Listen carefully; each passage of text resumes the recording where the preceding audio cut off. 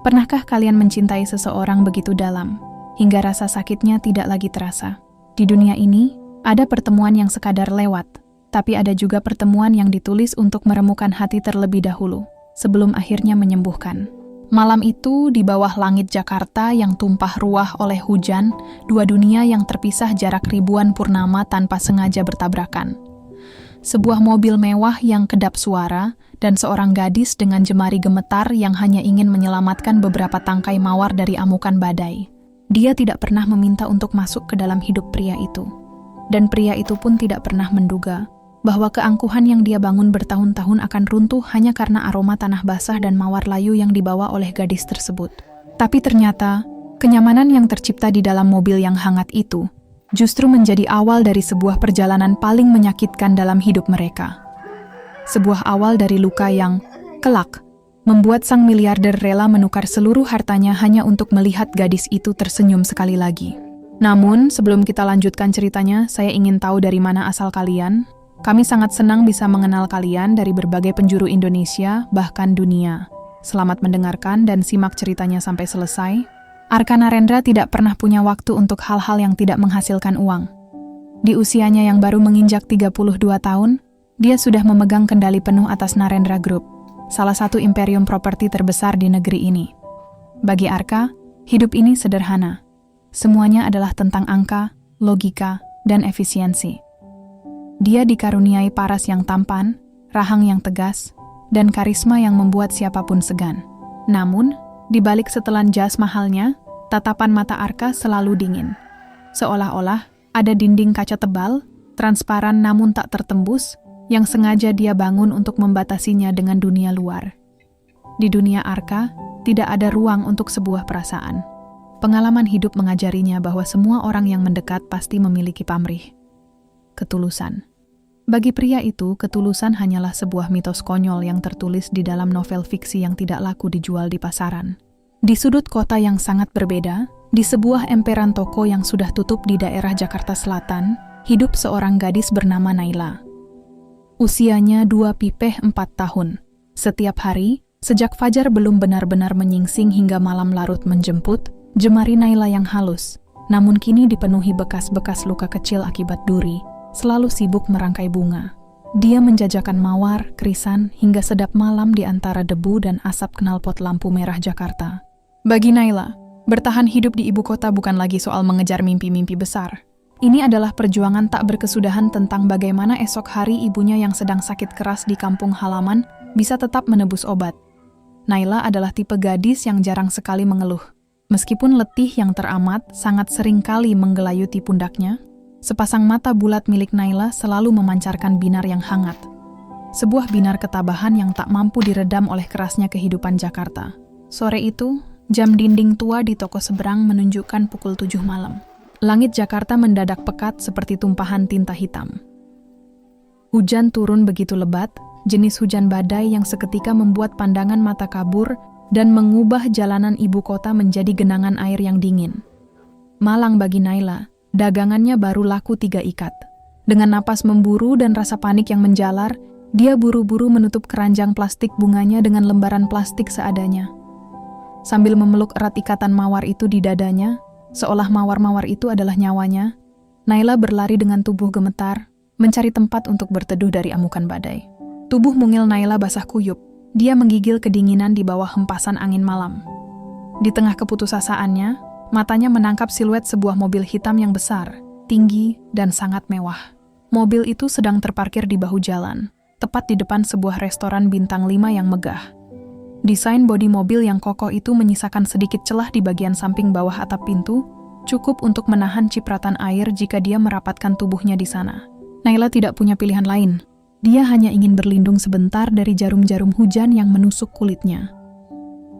Sambil menekuk lutut dan berjongkok di samping pintu mobil, dia meniup-niup ujung jemarinya yang mulai membiru karena hawa dingin yang menggigit. Namun, karena terkejut dan tergesa-gesa menghindari kilatan petir yang baru saja menyambar langit, tubuh Naila oleng. Punggungnya tanpa sengaja menyenggol gagang pintu mobil mewah tersebut. Siapa yang mengira, pintu yang ternyata tidak terkunci rapat itu sedikit bergeser terbuka. Bersamaan dengan itu, embusan angin kencang dari luar mendorong tubuh Naila yang sudah lemas. Tanpa sempat meraih pegangan, tubuh mungil itu terjerembab masuk ke dalam, jatuh di atas karpet tebal di baris kedua kabin mobil yang sangat luas dan hangat itu. Naila terkesiap, napasnya tertahan di tenggorokan. Aroma parfum kayu cendana yang mahal, jantan, dan menenangkan langsung menusuk indera penciumannya. Di dalam sini, suasana mendadak begitu sunyi, berbanding terbalik dengan kekacauan di luar sana. Dan tepat di kursi seberangnya, duduk seorang pria dengan setelan jas rajutan Italia yang rapi. Pria itu sedang menatap layar gawai dengan kening berkerut dalam. Pria itu adalah Arka. Merasakan ada guncangan dan hawa dingin yang mendadak masuk, Arka perlahan memalingkan wajahnya. Tatapan matanya yang tajam, pekat, dan sedingin es itu bergerak turun, lalu menusuk tepat di manik mata Naila yang sedang diliputi ketakutan luar biasa. Naila membeku seketika. Dia semakin erat memeluk keranjang bunga plastiknya, merasa sangat bersalah dan takut kalau dirinya yang kotor akan menodai karpet serta jok kulit premium yang tampak berkilau bersih itu. Air sisa hujan perlahan menetes dari ujung rambutnya yang basah kuyup, mengalir jatuh membasahi lantai mobil mewah di bawahnya. Dalam benaknya yang kalut, Naila sudah memasrahkan diri. Dia sangat yakin, pria kaya berpakaian necis di hadapannya ini akan langsung membentaknya dengan kasar, memakinya sebagai gelandangan, dan mengusirnya kembali keluar untuk menerjang badai yang dingin. Namun, apa yang dilakukan oleh pria berhati es itu selanjutnya, justru membuat jantung Naila berdegup jauh lebih kencang. Bukan karena rasa takut, melainkan karena sebuah alasan tersembunyi yang kelak akan membalikan seluruh dunia mereka berdua. Arka tidak berteriak. Dia tidak memaki, juga tidak memanggil sopir atau pengawalnya untuk melempar gadis asing itu keluar dari wilayah pribadinya. Pria itu hanya diam, menatap lekat-lekat sosok di hadapannya dari ujung kepala hingga ujung kaki. Di mata Arka, gadis itu tampak persis seperti seekor anak kucing yang tenggelam di dalam selokan. Tubuhnya yang mungil menggigil hebat, wajahnya pucat pasi tanpa darah, dengan sepasang mata bulat yang memancarkan ketakutan yang teramat luar biasa. Pandangan Arka kemudian turun, beralih pada keranjang plastik usang yang dipeluk erat-erat di dada gadis itu. Di dalam sana, di balik lapisan plastik transparan yang basah, ada beberapa tangkai mawar merah yang kelopaknya mulai lebam dan gugur akibat hantaman air hujan. Ada kontras yang aneh di sana, kemewahan kabin mobil ini, dan kemelaratan yang dibawa masuk oleh sang gadis. Maaf, pas saya tidak bermaksud lancang. Saya benar-benar cuma mau berteduh di samping mobil, tapi pintu mobilnya tadi langsung terbuka waktu saya tersenggol. Suara Naila bergetar hebat. Setiap suku kata yang keluar dari bibirnya yang membiru terdengar begitu berat. Sambil terus memeluk keranjang bunganya, Naila berusaha menggeser tubuhnya yang lemas kembali ke arah pintu. Jemarinya yang pucat sudah bersiap menyentuh tuas, siap untuk keluar kembali ke bawah guyuran hujan deras dan angin malam yang menusuk tulang. Dia lebih memilih membeku di luar daripada harus menghadapi kemarahan seorang pria berkuasa. Namun, tepat sebelum jemari kecil Naila sempat menarik tuas pintu, suara berat, dalam, dan bariton milik Arka memecah kesunyian kabin. Tetap di situ. Di luar badai, ucap Arka pendek, tanpa ekspresi sama sekali. Setelah mengatakan itu, dia langsung mengalihkan pandangannya kembali ke layar gawai di tangannya. Seolah-olah kehadiran gadis penjual bunga yang basah kuyup itu sama sekali tidak mengganggu konsentrasinya. Namun, tanpa disadari oleh Naila, tangan kiri Arka bergerak pelan ke panel kendali di pintu sampingnya. Dia menekan sebuah tombol, perlahan-lahan menaikkan suhu AC penghangat di dalam kabin mobil, mengusir hawa sedingin es yang dibawa oleh gadis itu. Naila tertegun. Jantungnya berdegup tidak karuan, menciptakan ritme yang bising di dalam dadanya sendiri. Rasa canggung, takut, dan bingung bercampur menjadi satu, membentuk gumpalan sesak di tenggorokannya. Selama hampir 30 menit berikutnya, mobil mewah itu hanya diisi oleh suara keheningan yang mencekam, deru halus penghangat ruangan, dan suara napas Naila yang perlahan mulai teratur. Arka, yang pura-pura sibuk dengan pekerjaannya, sesekali mencuri pandang melalui pantulan samar di kaca jendela mobil yang gelap. Ada sesuatu pada diri gadis penjual bunga ini yang mendadak menarik perhatiannya. Sesuatu yang sudah bertahun-tahun tidak pernah Arka temukan pada orang-orang di lingkungan sosialnya. Itu adalah sebuah kepolosan yang murni. Sebuah ketulusan yang telanjang tanpa topeng kepalsuan, tanpa ada udang di balik batu. Gadis ini benar-benar hanya ingin bertahan hidup dari badai. Ketika gemuruh petir mulai menjauh, Arka menghela napas pelan. Dia meletakkan gawainya, lalu merogoh saku jasnya untuk mengambil sebuah dompet kulit berwarna hitam. Tanpa melihat langsung ke arah Naila, seolah ingin menjaga jarak ego yang dia miliki, Arka mengeluarkan beberapa lembar uang 100 ribuan yang masih baru dan kaku. Dia meletakkannya begitu saja di atas kursi kulit kosong yang membatasi jarak di antara mereka berdua. Beli semua bungamu. Setelah ini, turunlah di depan halte sana, kata Arka. Suaranya tetap datar, dingin, namun entah mengapa tidak terdengar kasar di telinga Naila. Naila menatap lembaran uang berwarna merah tersebut, lalu perlahan mendongak untuk menatap wajah Arka. Jumlah uang itu terlalu banyak, bahkan bisa membeli seluruh isi keranjang bunganya beserta keranjangnya sekaligus. Namun, alih-alih langsung meraup uang yang ada di depan matanya seperti kebanyakan orang miskin yang kelaparan, Naila justru menggelengkan kepalanya dengan pelan. Dengan jemari yang masih sedikit gemetar, Naila hanya mengambil 2 lembar uang 100 ribuan. Dia kemudian menyusun 3 ikat mawar merah terbaik yang kelopaknya masih utuh, lalu meletakkannya dengan sangat hati-hati di atas kursi, tepat di samping uang yang tersisa. Ini sudah lebih dari cukup untuk harga 3 ikat bunga ini, Pak. Terima kasih banyak, terima kasih karena sudah membiarkan saya berteduh, ucap Naila dengan suara yang sangat tulus. Sebelum dia memalingkan wajah, sebuah senyuman kecil terukir di bibirnya yang pucat, sebuah senyuman tulus yang memancarkan rasa syukur yang mendalam. Tanpa Arka duga, senyuman sederhana itu memicu denyutan aneh yang terasa asing di dalam dadanya. Belum sempat Arka mencerna perasaan itu, Naila sudah membuka pintu mobil dengan cepat, melangkah turun, dan langsung menghilang di balik remang malam dan rintik hujan kota Jakarta. Arka terdiam untuk waktu yang sangat lama di kursi belakangnya. Matanya terpaku pada 3 ikat mawar merah yang tertinggal di atas jok kulitnya, meninggalkan aroma harum yang bercampur dengan bau tanah basah. Pada malam itu, Arka berpikir bahwa itu hanyalah sebuah fragmen kecil dari pertemuan biasa yang tidak akan pernah berarti apa-apa dalam garis hidupnya yang lurus. Namun, takdir di kota ini memiliki jaringan rahasia yang jauh lebih rumit dan tak tertebak. 2 minggu telah berlalu sejak malam badai itu. Di sebuah rumah sakit umum daerah yang padat dan bising, Ibu Naila mendadak jatuh dalam kondisi kritis akibat komplikasi penyakit dalam yang sudah lama digendongnya. Naila hancur. Di saat yang bersamaan, Narendra Group, perusahaan milik Arka, kebetulan sedang menyelenggarakan program Corporate Social Responsibility, CSR, besar-besaran di rumah sakit tersebut. Arka, yang dikawal oleh jajaran direksi dan asisten pribadinya, sedang berjalan meninjau lokasi bangsal perawatan. Langkah kaki Arka yang tegap mendadak terhenti di tengah koridor yang ramai. Matanya menangkap sosok yang familiar. Di depan meja administrasi yang kaku, seorang gadis dengan pakaian sederhana yang pudar sedang bersimpuh di lantai rumah sakit yang dingin.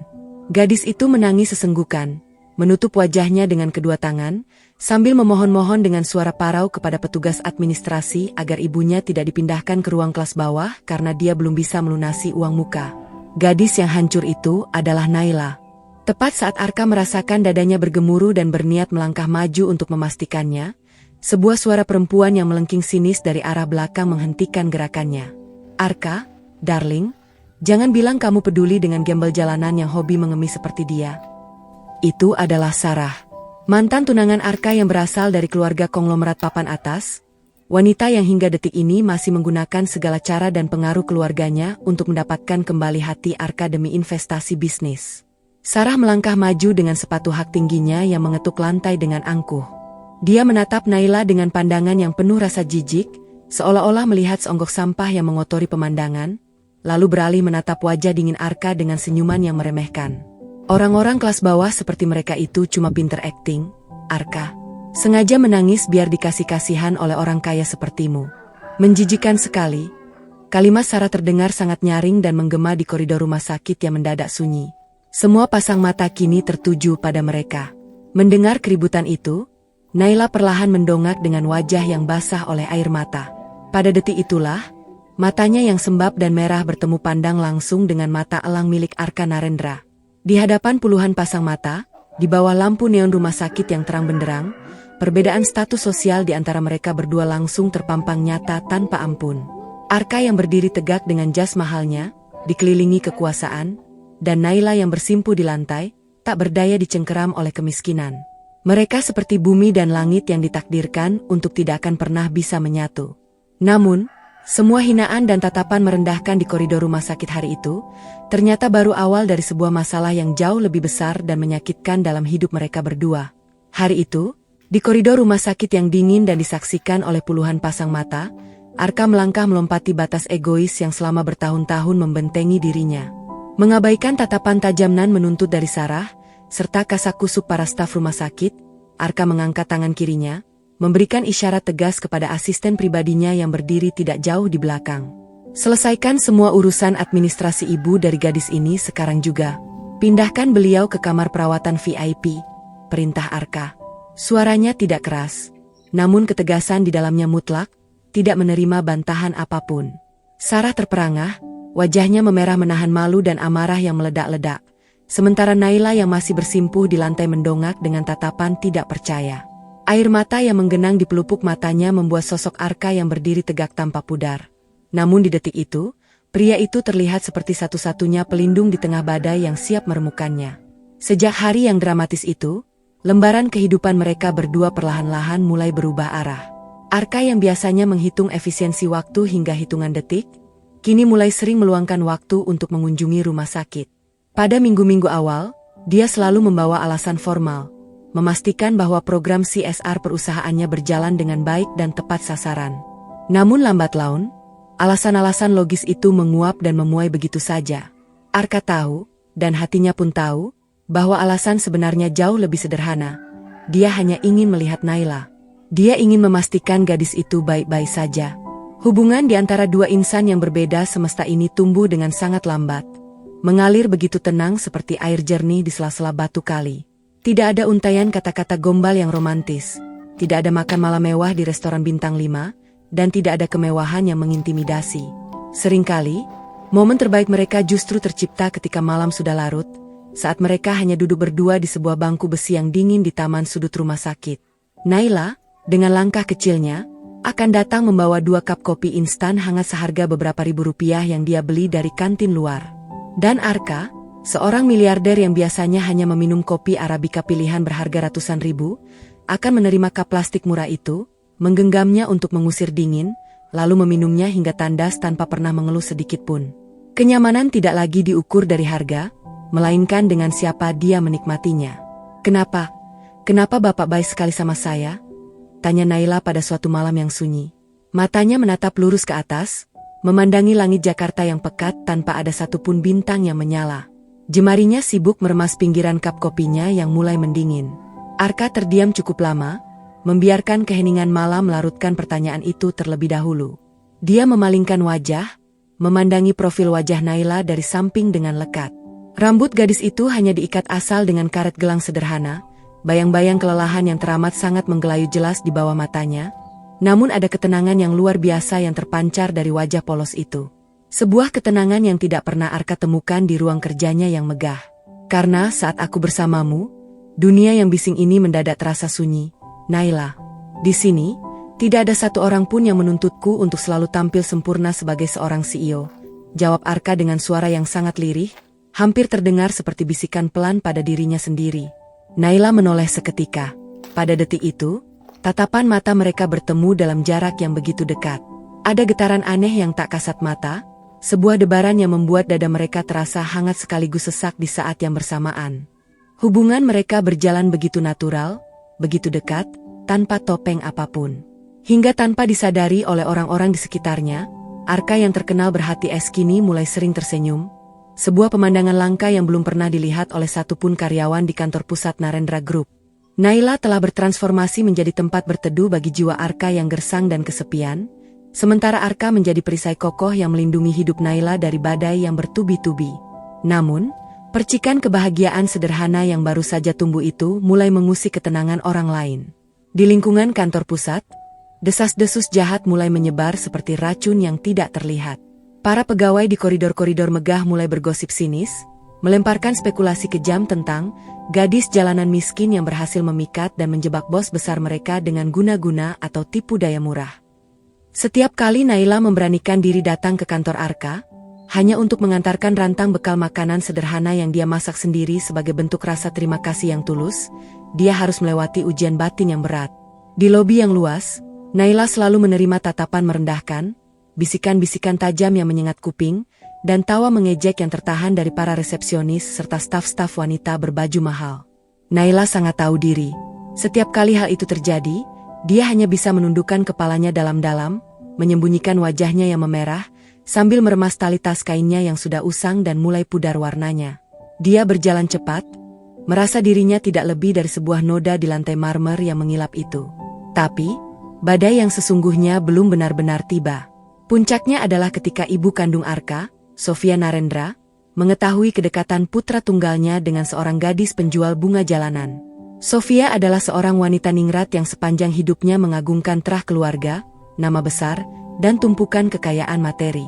Suatu sore yang mendung, tanpa sepengetahuan Arka yang sedang rapat di luar kota, Sofia mendatangi kontrakan kecil tempat tinggal Naila yang terletak di dalam gang sempit, becek, dan berbau lembab di pinggiran Jakarta.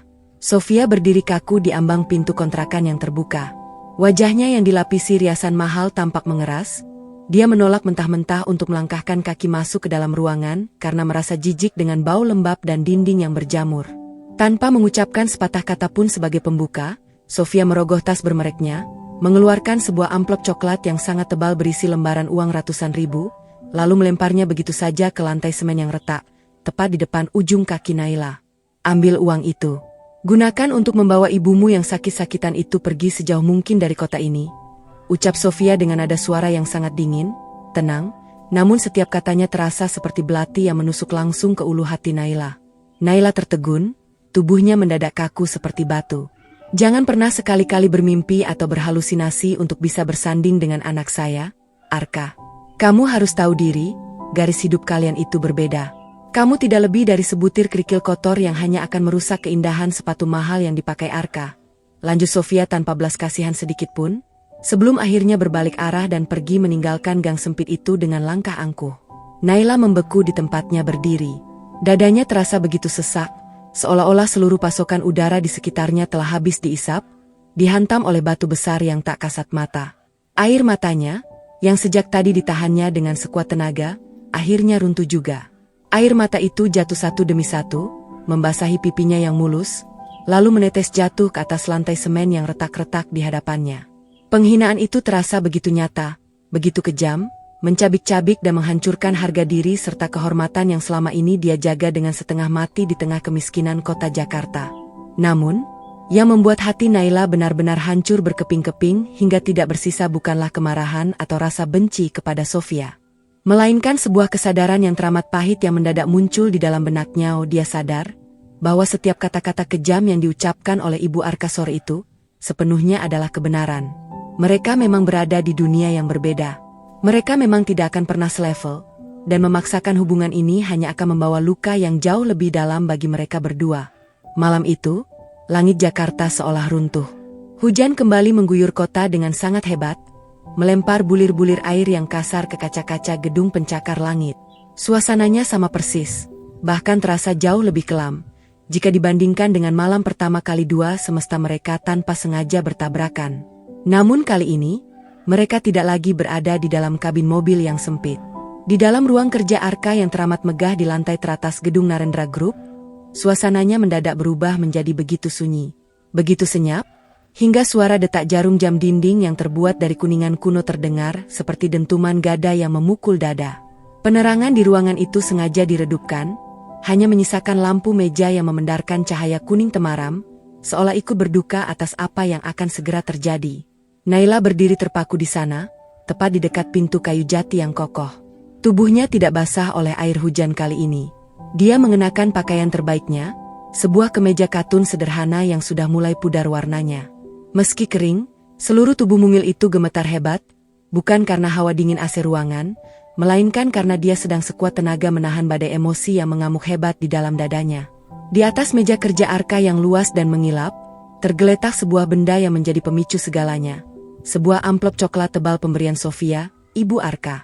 Namun, amplop itu tidak lagi berdiri sendiri. Di sampingnya, menumpuk lembaran-lembaran uang tunai lainnya. Naila telah menjual segalanya. Dia menjual sisa perhiasan peninggalan almarhum ayahnya, menguras seluruh isi tabungan hidup yang dia kumpulkan dari keringat menjual mawar di lampu merah, demi satu tujuan. mengembalikan setiap rupiah yang pernah Arka berikan untuk biaya perawatan rumah sakit ibunya. Dia mengembalikannya hingga kepingan rupiah terakhir. Dia tidak ingin ketulusannya dinilai dengan angka. Arka berdiri tegak di belakang meja kerjanya. Matanya yang biasanya menatap dunia dengan keangkuhan seorang penguasa, kini tampak berkaca-kaca. Lingkar matanya memerah, menahan badai amarah yang bercampur dengan rasa sakit yang luar biasa. Rahangnya mengeras, menahan getaran yang menjalar ke seluruh wajahnya.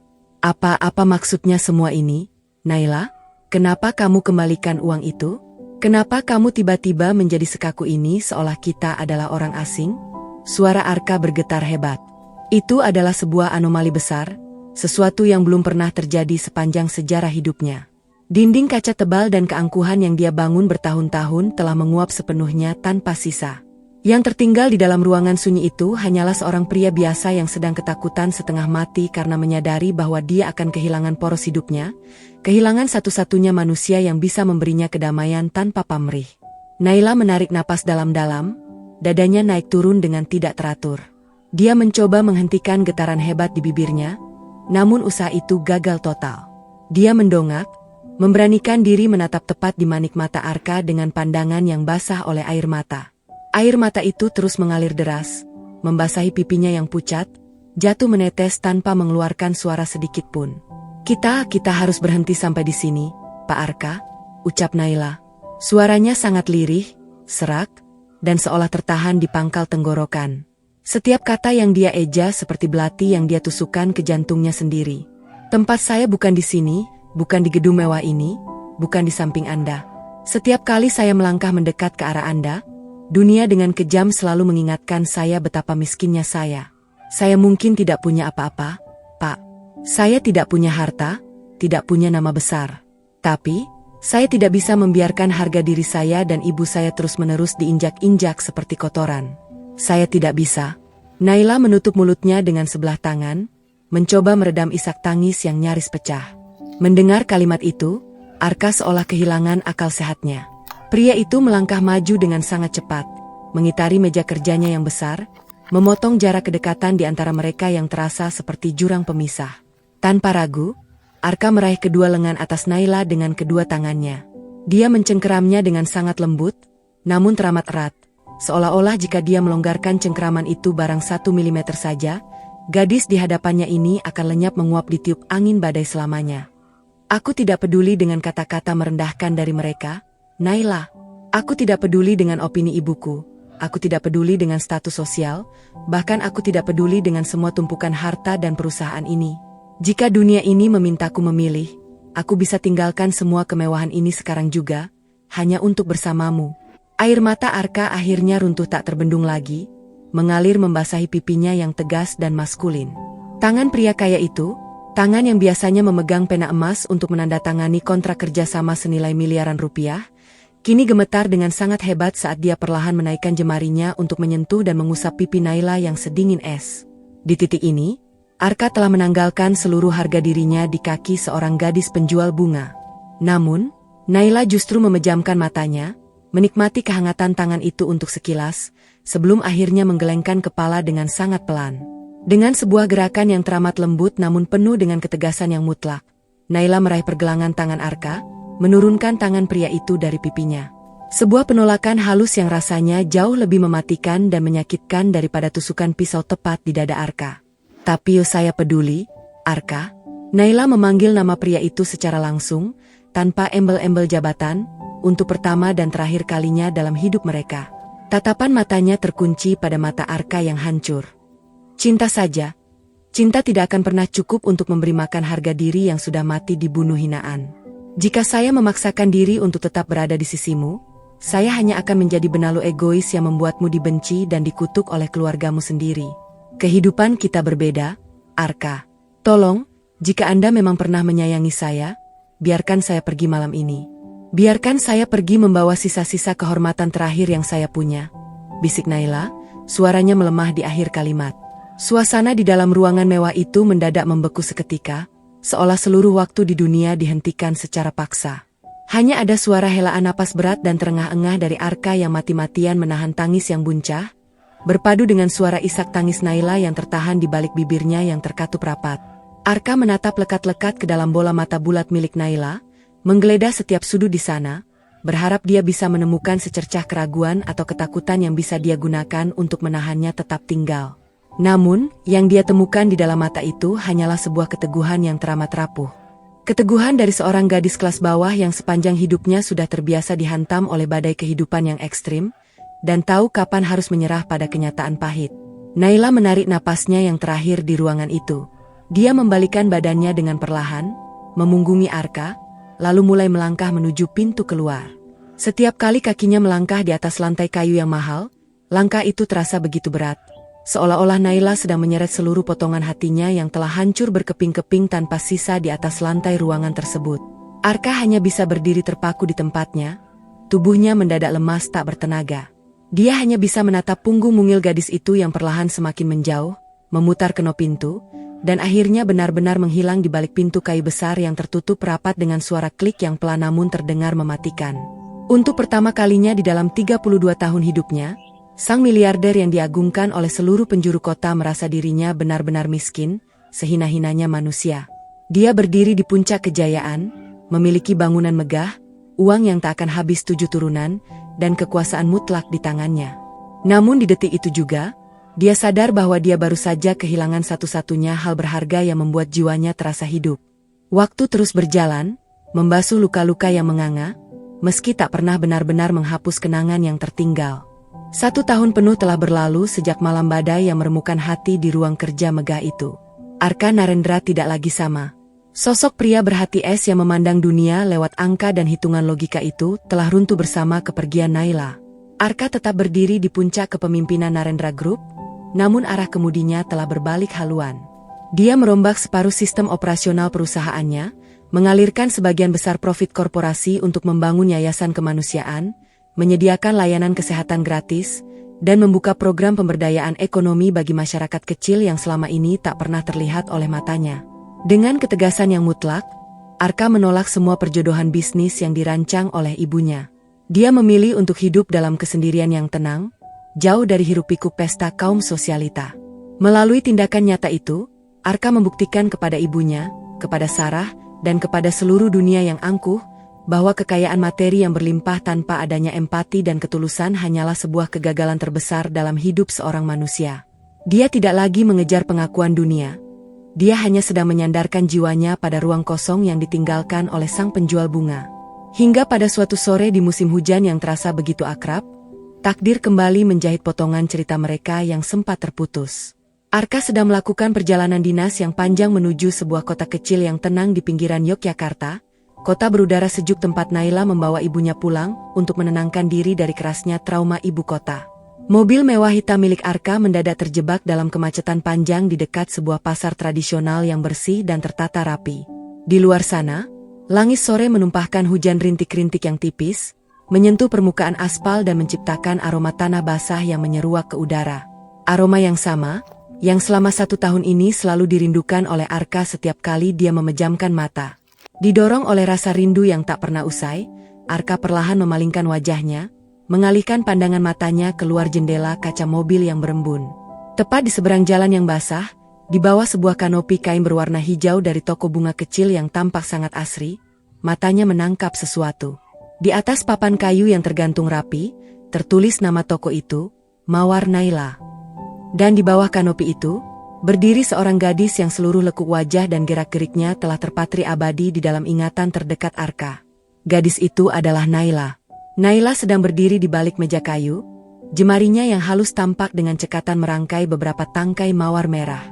Wajahnya kini terlihat jauh lebih segar, binar lelah yang dulu selalu menggelayut di matanya telah hilang, digantikan oleh sepasang mata yang memancarkan ketenangan batin.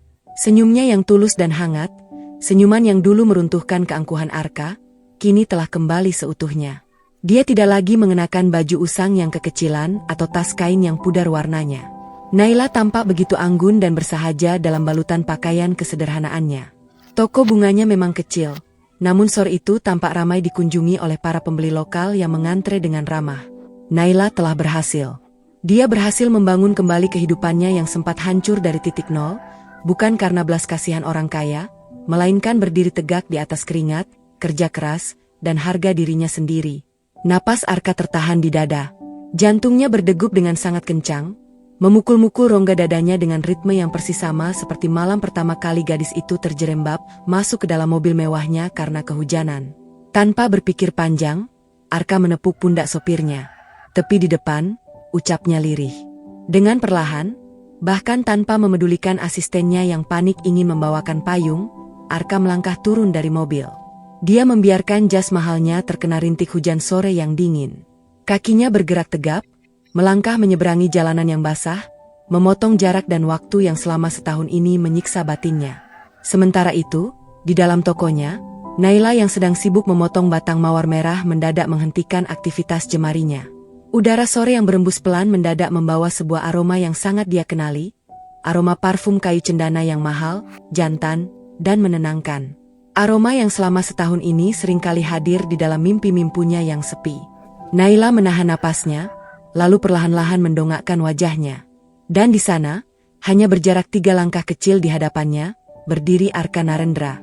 Tubuh pria itu sedikit basah oleh rintik hujan, rambutnya yang biasanya tertata rapi kini tampak agak berantakan terkena angin.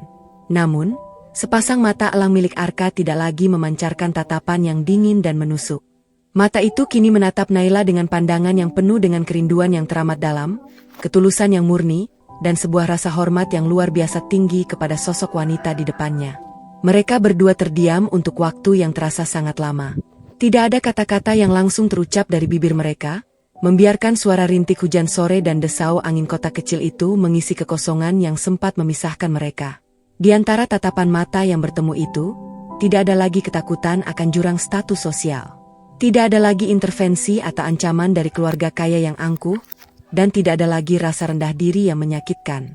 Waktu yang berputar selama 1 tahun ini telah mendewasakan batin mereka, dan perjuangan hidup yang mereka lalui masing-masing telah menyetarakan derajat jiwa mereka berdua. Mereka kini berdiri sebagai 2 manusia yang sama-sama utuh. Arka mengulas sebuah senyuman tipis, senyuman pertama yang paling tulus yang pernah dia miliki sepanjang hidupnya. Matanya tampak berkaca-kaca, menahan buncahan kebahagiaan yang menyergap dadanya. Dengan perlahan dan penuh rasa hormat, Arka mengulurkan telapak tangan kanannya yang terbuka di depan Naila, tepat di antara hamparan bunga mawar yang harum. Hujannya cukup deras di luar. "Boleh saya ikut berteduh di tokomu kali ini, Naila?" tanya Arka. Suaranya terdengar begitu hangat, bergetar oleh ketulusan yang teramat dalam, membalikan kalimat malam pertama mereka dengan cara yang paling indah. Naila menatap telapak tangan Arka yang terbuka, lalu perlahan menatap lurus ke dalam manik mata pria itu. Air mata haru yang hangat mulai mengalir membasahi pipinya yang kemerahan. Namun kali ini, air mata itu diiringi oleh seulas senyuman paling lepas dan paling bahagia yang pernah dia miliki sepanjang sejarah hidupnya.